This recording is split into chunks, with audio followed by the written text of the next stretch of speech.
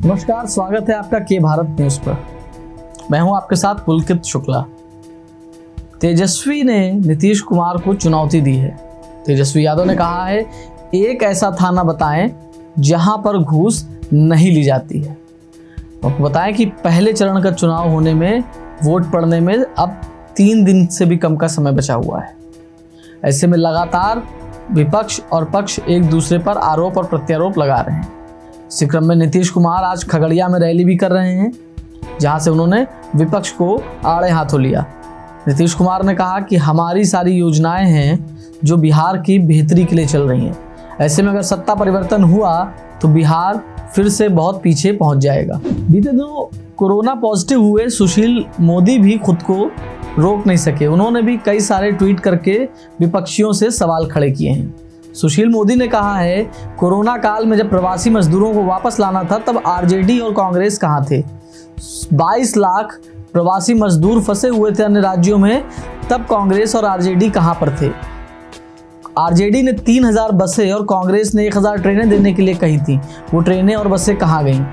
उन्होंने कहा कि हम न केवल प्रवासी मजदूरों को 1600 ट्रेनों से वापस लेकर के आए, बल्कि क्वारंटीन सेंटरों में उनके रहने का इंतजाम भी किया गया।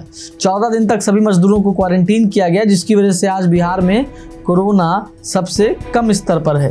वहीं दूसरी ओर चिराग पासवान ने नीतीश कुमार के ऊपर फिर से निशाना साधा है। चिराग पासवान ने कहा है कि बिहार में लगातार शराब तस्करी होती रहती है और जो यहाँ के मंत्रियों के भी जानकारी में है। ऐसे में नीतीश कुमार ने कौन से ऐसे ठोस कदम उठाए जिसकी वजह से बिहार में शराब की तस्करी बंद हो सके। उन्होंने कहा, केवल शराब को बंद कर देना ही एक बड़ा मुद्दा नहीं होता है, बल्कि ये भी देखना चाहिए कि किसी भी प्रकार से शराब की तस्करी भी ना हो सके। भारतीय जनता पार्टी में बागियों को निकाले जाने का सिलसिला बदस्तूर जारी है। कल भी भारतीय जनता पार्टी ने अपने 3 बागी नेताओं को पार्टी से बाहर का रास्ता दिखाया। ऐसे में अब तक जब से ये चुनाव शुरू हुए हैं तब से भारतीय जनता पार्टी करीब 30 नेताओं को पार्टी से बाहर का रास्ता दिखा सकी है। भाजपा और लोजपा के बाद आरजेडी ने भी अपना घोषणा पत्र जारी किया है। आरजेडी ने शनिवार को अपना घोषणा पत्र जारी करते हुए बताया कि कई बड़ी योजनाएं हैं जिनको आरजेडी तरजीह दे रही है। युवाओं को खासा प्रलोभन दिया जा रहा है। दरअसल तेजस्वी यादव अपनी हर रैली से घोषणा पहले से ही करते चले आए हैं कि पहली कैबिनेट में 10 लाख युवाओं को सरकारी नौकरी दी जाएगी। उनका पहला दस्तखत जो होगा वो 10 लाख नौकरियों के विज्ञापन पर ही होगा। ऐसे में आरजेडी ने कई सारी जेडीयू की योजनाओं को भी तवज्जो दी है और अपने घोषणा पत्र में शामिल किया है, जिसमें से सभी सिंचाई पंपों को सोलर पंपों में तब्दील करने का एक बड़ा निर्णय है, जो कि जेडीयू ने भी किया है और आरजेडी ने भी किया है। इसके अलावा खेल नीति के तहत राज्य में एक बड़े खेल विश्वविद्यालय का निर्माण और साथ ही साथ हर प्रमंडल में एक स्टेडियम का निर्माण का भी वादा है, जो कि जेडीयू ने भी किया है और आरजेडी ने भी किया है। तो समानांतर दोनों लोगों की योजनाएं हैं कुछ। इसके अलावा जैसा मैंने पहले भी आपको बताया, तेजस्वी यादव ने तमाम घोषणाएं युवाओं के लिए कर रखी हैं। इन्होंने एक और बड़ी घोषणा की है कि बिहार के मूल निवासियों को जितनी भी परीक्षाएं होंगी, सरकारी परीक्षाएं होंगी, उनका कोई शुल्क नहीं देना होगा। इसके अलावा अपने गृह जनपद से परीक्षा केंद्र तक जाने के लिए मुफ्त में यात्रा भी मिलेगी। अब तमाम तरीके की योजनाएं तेजस्वी यादव करते आ रहे हैं और उनकी रैलियों में इन घोषणाओं की वजह से तमाम भीड़ भी जुट रही है। तेजस्वी यादव उत्साह से लबरेज हैं। अब ये भीड़ कितना तब्दील होगी वोटों में, ये तो 10 नवंबर को ही पता लगेगा, लेकिन फिलहाल तेजस्वी यादव के सपने में सीएम की कुर्सी आने लगी है। वहीं हिंदुस्तानी आवाम पार्टी के अध्यक्ष जीतन राम मांझी ने भी अपना घोषणा पत्र जारी किया। जीतन राम मांझी ने अपने घोषणा पत्र में प्रमुख बिंदुओं में किसानों का कर्जा माफी और महिलाओं के लिए सभी तरीके की यात्राओं में आधे किराए पर जोर दिया है। जीतन राम मांझी एनडीए के साथ हैं और नीतीश कुमार के कोटे से मिली हुई सीटों पर चुनाव लड़ रहे हैं। मायावती ने भी कल रैलियां संबोधित की बिहार में, जहां उन्होंने आरएलएसपी के अध्यक्ष उपेंद्र कुशवाहा के साथ रैलियां संबोधित की और मंच को साझा किया। मायावती ने कहा कि बिहार प्रदेश में आप आरजेडी की और जेडीयू की दोनों की सरकारें देख चुके हैं। दोनों ने बिहार को केवल छला है, तमाम वादे किए लेकिन पूरे नहीं हुए। ऐसे में अब बिहारियों को चाहिए कि वो थर्ड फ्रंट को भी एक मौका दें। मायावती ने कहा कि उन्होंने 4 बार उत्तर प्रदेश में सरकार बनाई है, जहां उन्होंने सभी वर्गों का विकास किया है। मायावती ने कहा कि 4 बार की सरकार में उत्तर प्रदेश का समग्र विकास हुआ है और उत्तर प्रदेश बहुत तेजी से आगे बढ़ा। उन्होंने तमाम अपनी घोषणाएं गिनवाई, अपने तमाम ऐसे कार्य गिनवाए जो उन्होंने उत्तर प्रदेश में किए हैं। उपेंद्र कुशवाहा ने भी कहा कि हम थर्ड फ्रंट के साथ हैं, हमारा और मायावती का जो एक साझा कार्यक्रम है उस पर बिहारी लोग विश्वास करें और उनको चुनें और मौका दें। कल हुई तमाम रैलियों में राहुल गांधी ने भी मंच साझा किया तेजस्वी यादव के साथ और उन्होंने तमाम आरोप लगाए नीतीश और पीएम पर। उन्होंने कहा कि प्रधानमंत्री सपनों के सौदागर हैं, बड़े बड़े सपने दिखाने आते हैं और वही हाल नीतीश कुमार का है। इन दोनों लोगों ने सपने तो बहुत दिखाए लेकिन रोजगार पर बात नहीं की। इन लोगों ने सपने बहुत दिखाए लेकिन विकास पर बात नहीं की। ये ऐसे लोग हैं जो सिर्फ आपको सपने बेचते हैं, इसके अलावा कुछ नहीं करते हैं। अब जबकि सिर्फ 3 दिन का समय बचा हुआ है बिहार के पहले चरण के वोट पड़ने में, तो मतदाता भी काफ़ी पसोपेश की स्थिति में है कि इस बार वो किसको चुने। लगातार 3 बार से वो नीतीश कुमार को चुनते चले आ रहे हैं। 2 बार जहां नीतीश कुमार एनडीए के साथ चुने गए थे, वहीं पिछली बार उन्होंने आरजेडी और कांग्रेस के साथ जाकर के एक महागठबंधन तैयार किया था, लेकिन चुनाव के पश्चात वो भारतीय जनता पार्टी के साथ आ गए थे और एनडीए में उनकी वापसी हुई थी। रोजगार एक बड़ा मुद्दा है बिहार में, विकास एक बड़ा मुद्दा है बिहार में, और उसी रोजगार के मुद्दे को तेजस्वी यादव भुनाना चाहते हैं, जिसके लिए तेजस्वी यादव ने घोषणा की है कि 10 लाख नए रोजगार, वो भी सरकारी नौकरियां दी जाएंगी एक बार में बिहार वासियों को। अब कितना कर पाते हैं तेजस्वी यादव, ये तो बाद का समय बताएगा। अगर वो मुख्यमंत्री हो जाएंगे उसके बाद का समय बताएगा, लेकिन फिलहाल जो चुनावी घोषणाएं हैं उसमें दम नजर आ रहा है। ये एक ऐसा मुद्दा है जिसको तेजस्वी यादव बुराना चाहते हैं, युवाओं के ऊपर दांव लगाना चाहते हैं, और तेजस्वी यादव का ये दांव रैलियों में तो सफल होता कम से कम नजर आ रहा है।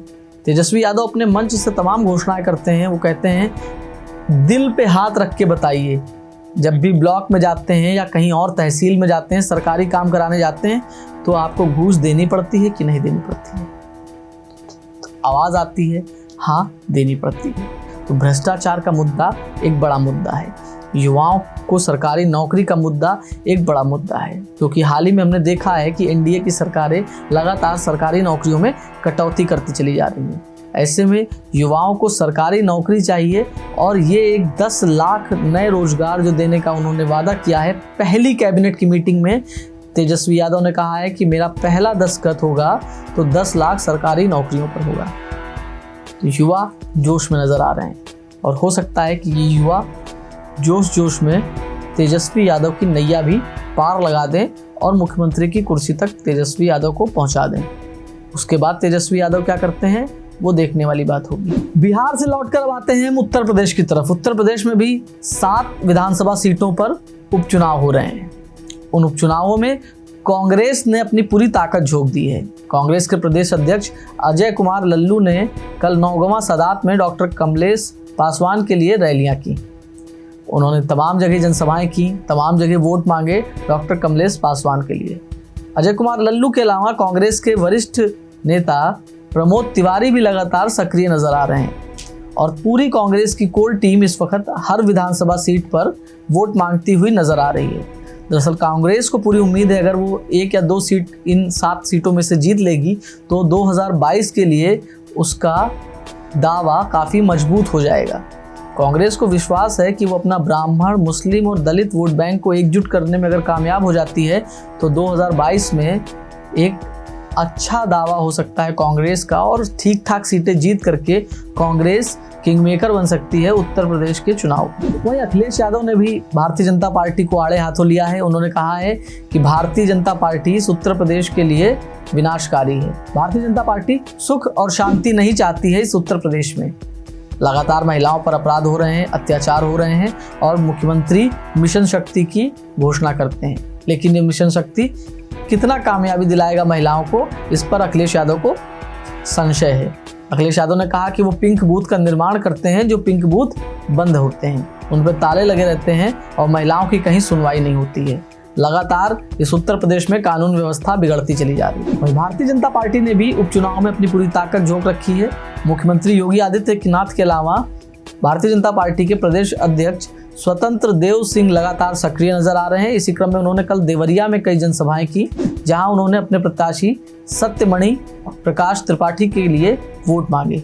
स्वतंत्र देव सिंह ने कहा कि विपक्ष जाति और धर्म के नाम पर प्रदेश को बांटने का काम कर रहा है, जबकि भारतीय जनता पार्टी लगातार अच्छा काम करती चली जा रही है।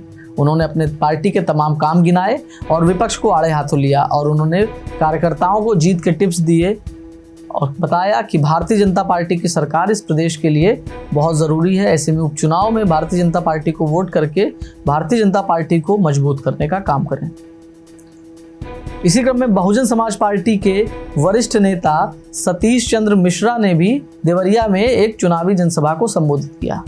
सतीश चंद्र मिश्रा ने आरोप लगाए कि प्रदेश सरकार पटरी से उतर चुकी है, लगातार हत्याएं हो रही हैं, अपराध हो रहे हैं और प्रदेश सरकार चैन की नींद सो रही है। उन्होंने आह्वान किया लोगों से कि उखाड़ फेंकिए ऐसी अलोकतांत्रिक सरकार को जो जनता की नहीं सुनती है। हम आपको बता दें कि देवरिया में चारों पार्टियों ने ब्राह्मण प्रत्याशी पर ही दांव लगाया है और सतीश चंद्र मिश्रा बहुजन समाज पार्टी के सबसे बड़े ब्राह्मण चेहरा हैं। देश और दुनिया की तमाम बड़ी खबरों के लिए बने रहें हमारे साथ और देखते रहें के भारत न्यूज़। धन्यवाद।